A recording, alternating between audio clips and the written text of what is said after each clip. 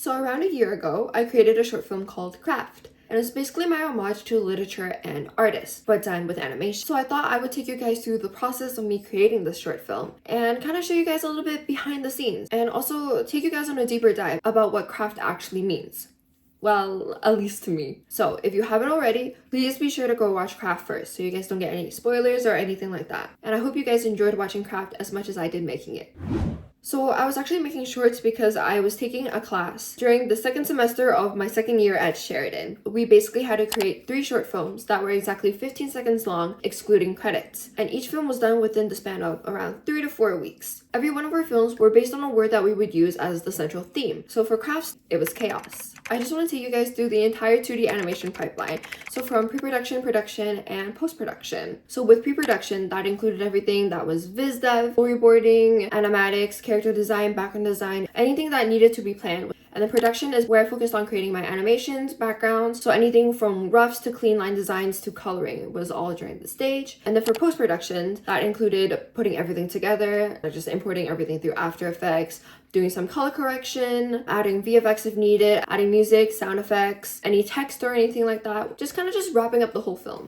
So starting off with pre-production, I usually approach short films with having a single shot or image in my mind, and then I kind of usually just base my short film around that. So for Craft, I basically had this shot of kind of this man, and he's being surrounded with a lot of different bookshelves, and he's just sitting in the center of this room in a chair, and he's just kind of smoking a cigar. And it's during the nighttime, so the moonlight is kind of coming in from the windows from the side of his office. That's kind of the vibe I had imagined initially. It was a little bit more of that Oxford old literature type of style, and then from there I started looking for more references and more inspirations. So I created a board on Pinterest, and I was just searching through everything and just saving everything to my Pinterest board, as as one does. And I think roughly around that time I just finished reading The Secret History and If We Were Villains.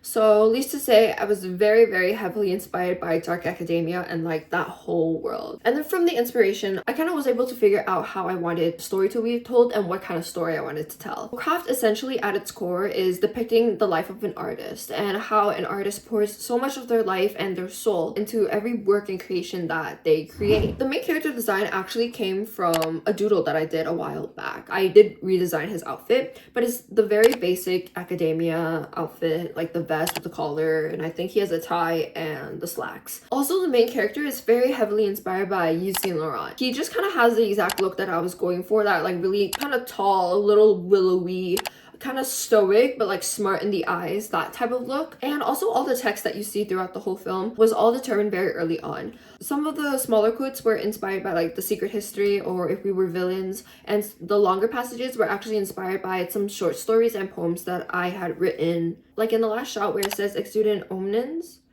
the Latin phrase. I'm so sorry if I'm butchering this. Exudent omnens. Okay, I will just shut up now. But yeah, that phrase was actually inspired by the ending of If We Were Villains. And it's actually a phrase that I believe screenwriters use when they're trying to signal in their play that the cast is supposed to leave the stage. If you remember the quote, "My craft is nothing but my soul, I am hollow without it," that was actually inspired by a quote by The Secret History, "I am nothing in my soul if not obsessive." And that's also kind of where the title Craft came from as well. And then from there, I kind of had a pretty strong idea about how I wanted this film to go, so I started boarding. To be honest, I really don't like storyboarding. I tend to keep storyboarding quite short. There were very specific scenes and shots in my mind about how I wanted this film to play out, and I started to kind of order them to see if they would fit one another. Oh, funny thing, the original image that kind of inspired Craft, I actually did have to scrap it at the end because it just wasn't fitting the whole vibe, because the whole theme was chaos and it doesn't make sense for Henry to be sitting in the middle of the room just smoking a cigar. But I tried to fit it in as best as I could, snippets of it. The opening sequence of that was the same composition I exactly wanted for that smoke scene. And there's also a part in the montage where Henry kind of taps a cigar on an ashtray. The credit scene, the whole color scheme was exactly what I was thinking of for the smoke scene. So I basically just chopped the smoke scene in separate bits, and I just shoved them in different parts of my film And then from then I started boarding it out just a little bit more detailed, just to make sure everything is very clear and the pacing is also there. Because like one of the things that I believe I kind of screwed up during my first short film was I left a lot of things unclear, especially my boards. I really rushed through them, but I didn't have a lot of things figured out by then, so I had to backtrack halfway through, and it just took me a lot more time than it needed to be. And then after I was done with the boards, I timed it out into an animatic just so I can make sure that everything fit within like the 15 seconds. Now for production.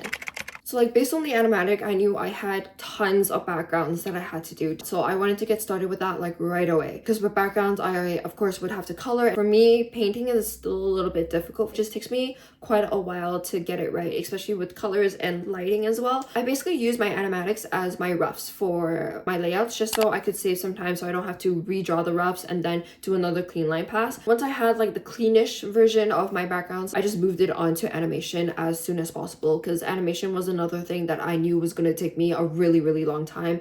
Like I would do like a rough pass and then I would kind of export that as like a movie file and I would import it back into my animatic, just so I could make sure like the timing and everything was okay. Because it's one thing to see it on an animatic through storyboards, but it's still going to be like a little choppy because they're boards and not actual animation. So sometimes when you animate something out, the timing and the feeling is a little bit different than it would be in the animatic. And also the animating part wasn't too bad, but what I kind of found fun was the fact that I had so many different shots and different camera angles and variations, because that kind of meant I wouldn't get bored easily, because I wouldn't be animating the same shot for such a long time. And most of the animation that I had were pretty much cycles or stuff that I could reuse. Like Henry writing in the beginning, that was basically just a cycle. So it wasn't more so of like drawing new things, it was just more so of like tweaking things here and there, making sure it like flowed right and just making sure it looked believable. After the rough was approved from when I put it into the animatic, I would go to clean animation right away. It was a little bit brainless, just more so like the whole process is just time consuming. It's less technical skill. It was just a matter of spending the time to clean up each shot and making sure it looked all right. I did spend a little bit more time on the cleanup process than I did for my first short film, because the first short film I also kind of rushed through the cleanup process. So a lot of the lines, like the vector lines, weren't connected, which means the fill bucket doesn't work when I color, which is so annoying because then you have to go back, you have to switch tools, you have to like connect the lines before you can go back to color. So it's just a lot. And then once I did like a clean line pass, I also had to animate the shadows. But then after all of that was done, I just had to go to coloring. I was creating backgrounds and coloring the animation at the same time. Most of the background wasn't officially done by that point, but I just like slapped in a very simple base color just so I can make sure the character kind of matches the background and the style is consistent as well. Because the animation, I try to keep it really simple just because of course I'm like tight on time. So it was basically just like a base color and a shadow pass, and that was pretty much it. So I kind of had to keep the background a little simple as well. Now, post-production. Honestly, my favorite part. I think just going through the whole process of making short films just made me realize what I really enjoyed and what I really didn't. And I think I found out that I like making things look pretty. I would say like, oh my god, exporting my layers so I can put it into After Effects was so much, because there's just so many layers that I had to export, like the clean line layer and then the base color, shadows, and if I had any foreground object elements, I would have to export that on a separate layer, and then background is another layer in itself as well. The point is, like, the more layers that you have, the easier it is to control during compositing and the easier it is to make edits. So just to make things easier for me in the future, I just exported it as many layers as I could have, just so I just had that freedom later on. I just had to be very organized with it. My files and everything were so neat, because you don't want to finish everything and then find out that you just messed up stuff. So it's just good to be safe early on, so you just save yourself the pain later on. Importing it into AE was pretty straightforward, just time consuming, and just reordering things, making sure it was like base color, shadows, highlights, clean line, and then foreground. Oh yeah, and the background at the very bottom.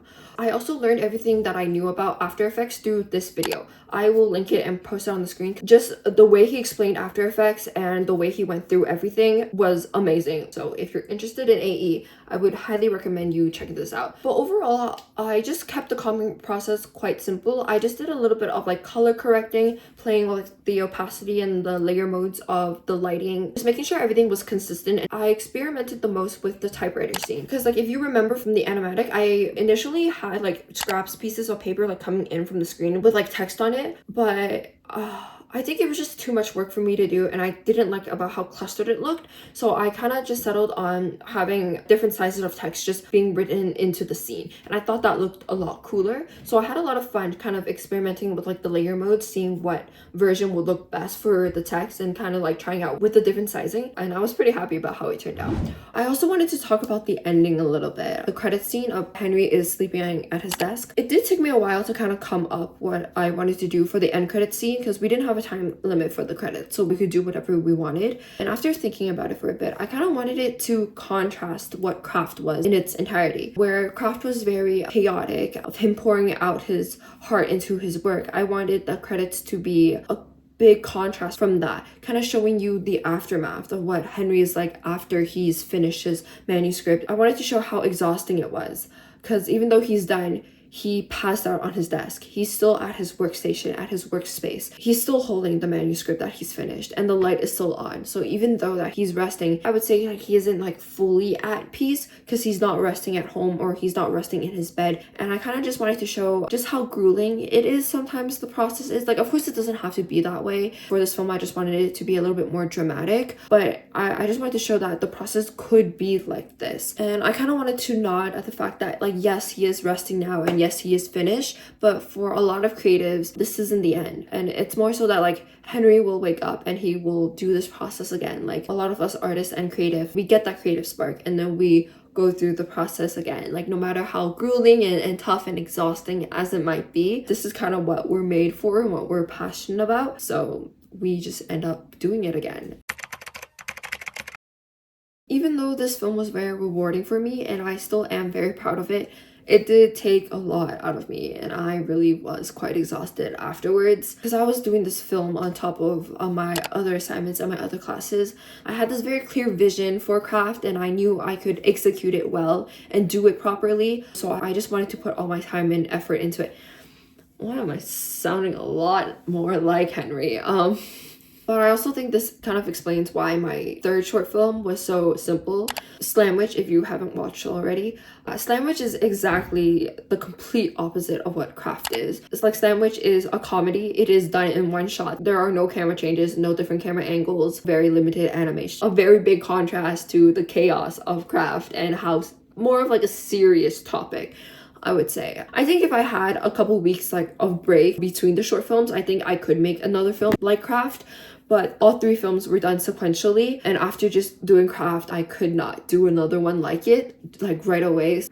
It's funny looking at the contrast now. But even though Craft is now a year old, actually a little bit more than a year old, I'm still very proud of it. I think it's one of the only works that I look back on and I am less critical about what I could have done better and could have been, and I think I'm more appreciative of the process and the end result, and it's something I can watch over and over again, which I can't really say for a lot of my work.